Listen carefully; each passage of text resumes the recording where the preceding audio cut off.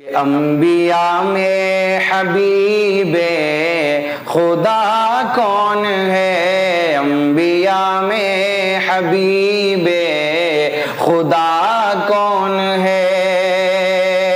اللہ رب العزت نے اس روئے زمین پر 1,24,000 یا کم و بیش 2,24,000 انبیاء کرام کو مبعوث فرمایا، سب کو الگ الگ مقامات عطا فرمائے، سب کا الگ الگ مرتبہ ہے، الگ الگ مقام ہے، جیسا کہ قرآن مقدس میں رب کریم نے ارشاد فرمایا تلک الرسل فضلنا بعضهم علی بعض، وہ رسول کے جن کو فضیلت حاصل ہے، ایک کے اوپر دوسرے کو فضیلت حاصل ہے، اور تمام نبیوں میں سب سے زیادہ افضل مقام، سب سے زیادہ اعلیٰ مرتبہ اگر کسی کا ہے تو وہ اللہ کے حبیب صلی اللہ تعالی علیہ وسلم کا ہے۔ انبیاء میں حبیب خدا کون ہے، انبیاء میں حبیب خدا کون ہے، آپ ہو یا نبی، آپ ہو یا نبی، دوسرا کون ہے، انبیاء میں حبیب خدا کون ہے، آپ ہو یا نبی، دوسرا کون ہے۔ اور رب کریم نے ارشاد فرمایا اے محبوب اگر تجھے پیدا کرنا منظور نہ ہوتا تو میں اپنے رب ہونے کو بھی ظاہر نہ فرماتا۔ ہمیں اللہ کا جو پتہ ملا ہے، ہمیں رب کریم کے بارے میں جو بتایا ہے، حقیقی معبود کے بارے میں کسی نے بتایا ہے تو وہ اللہ کے حبیب صلی اللہ تعالی علیہ وسلم کی ذات ہے۔ نبی آئے ہیں تو ہمیں سچ کا، حق کا پتہ چلا ہے، سیدھے راستے کا ہمیں پتہ چلا ہے، ورنہ تو نبی کے آنے سے پہلے ہم لوگ گمراہی میں زندگی گزار رہے تھے، اندھیروں میں اپنی زندگی کو گزار رہے تھے، باطل معبودوں کے آگے اپنے سروں کو جھکا رہے تھے۔ حقیقی معبود کا پتہ، حقیقی معبود کا راستہ اگر کسی نے بتایا ہے تو وہ اللہ کے حبیب صلی اللہ تعالی علیہ وسلم کی ذات ہے۔ اسی لیے تو کہا گیا کہ آپ آئے تو رب کا پتہ مل گیا، آپ آئے تو رب کا پتہ مل گیا، آپ آئے تو رب کا پتہ مل گیا، ورنہ کس کو پتہ تھا خدا کون ہے، انبیاء میں حبیب خدا کون ہے، آپ ہو یا نبی، دوسرا کون ہے، آپ ہو یا نبی، دوسرا کون ہے۔ اور عرش اعظم پہ پہنچے تو رب نے کہا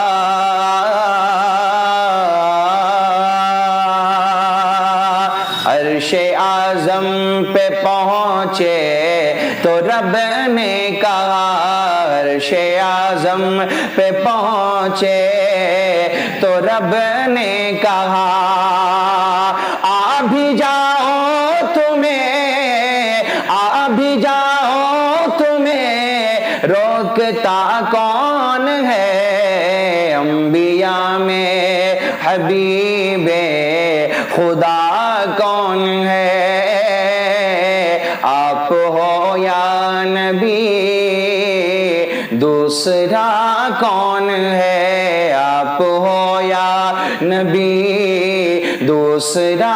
کون ہے۔ اللہ نے اپنے حبیب کریم صلی اللہ تعالی علیہ وسلم کو سب کچھ عطا فرمایا،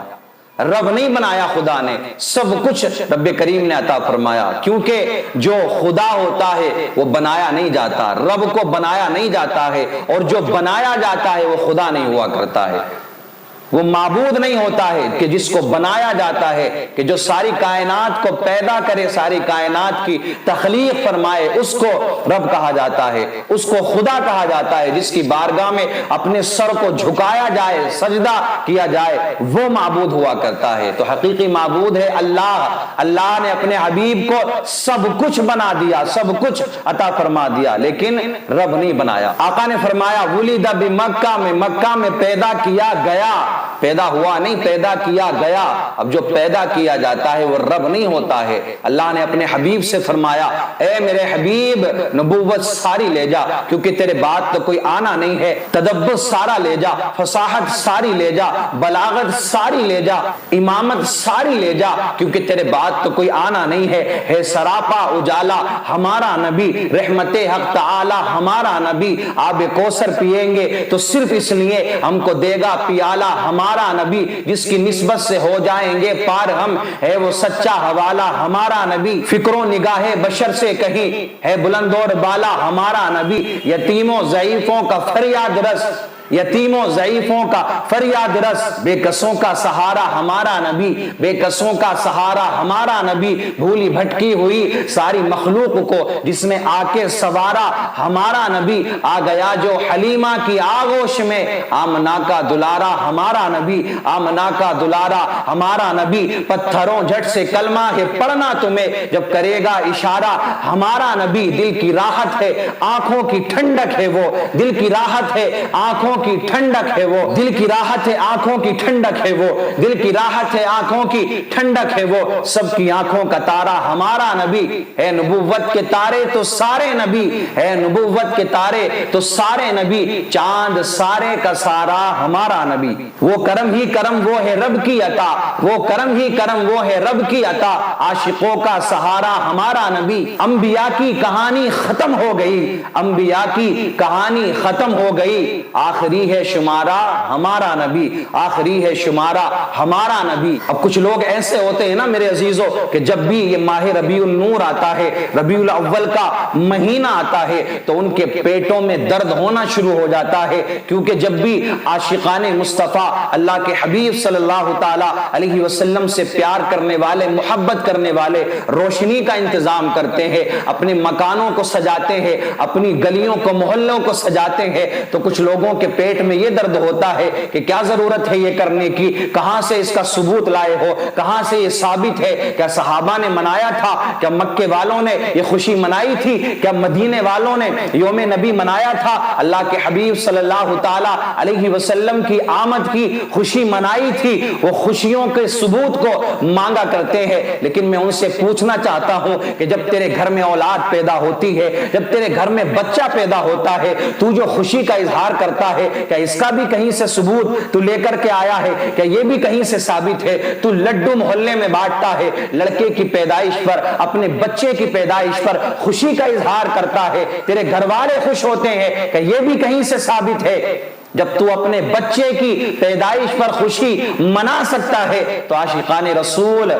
صلی اللہ تعالی علیہ وسلم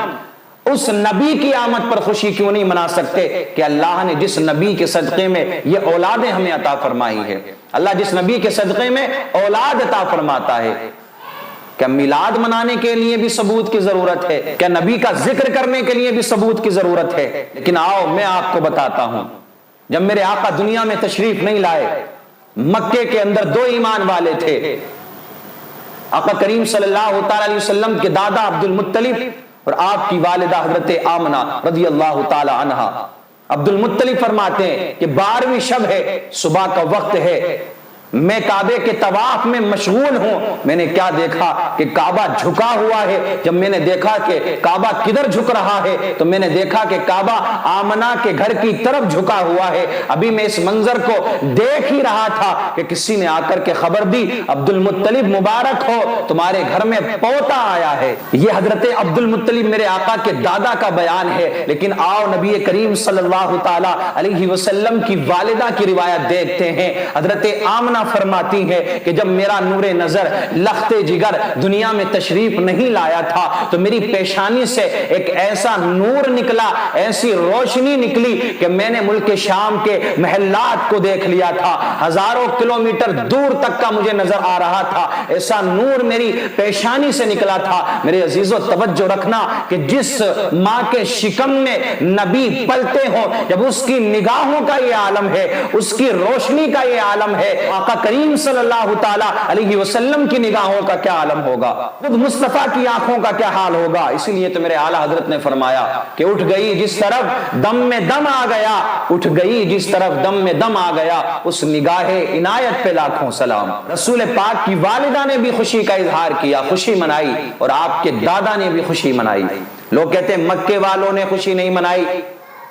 وہ تو آج بھی نہیں منا رہے، آج بھی خوشی نہیں مناتے ہیں۔ مکے والے تو کافر تھے جس وقت میں میرے آقا کی ولادت ہوئی، لیکن آؤ مدینے والوں نے کیسی خوشیاں منائی ہیں۔ آقا کریم صلی اللہ تعالی علیہ وسلم کی جب عمر 53 برس کی ہوئی، آقا کریم صلی اللہ تعالی علیہ وسلم نے مکے کو چھوڑا اور آپ مدینے کی طرف جانے لگے۔ مدینے والوں کو جب خبر ہوئی نا، تو مدینے والوں کو پتا چلا کہ اللہ کے رسول صلی اللہ تعالی علیہ وسلم مدینہ تشریف لانے والے ہیں، تو مدینے کے لوگوں نے، بوڑھوں نے، بچوں نے، ضعیفوں نے، عورتوں نے، سب نے اپنے گھروں کو چھوڑ دیا اور مدینے سے باہر تشریف لے آئے۔ یہ انتظار کرتے رہے کہ کب اللہ کے رسول صلی اللہ تعالی علیہ وسلم تشریف لائیں گے، ہم آقا کا استقبال کریں گے۔ نبی کی آمد کی انہیں اتنی خوشی تھی کہ ایک دن نہیں، 2 دن نہیں، 3 دن نہیں، بلکہ 9 دن تک آقا کریم صلی اللہ تعالی علیہ وسلم کا وہ انتظار کرتے رہے۔ لیکن جب میرے آقا کریم صلی اللہ تعالی علیہ وسلم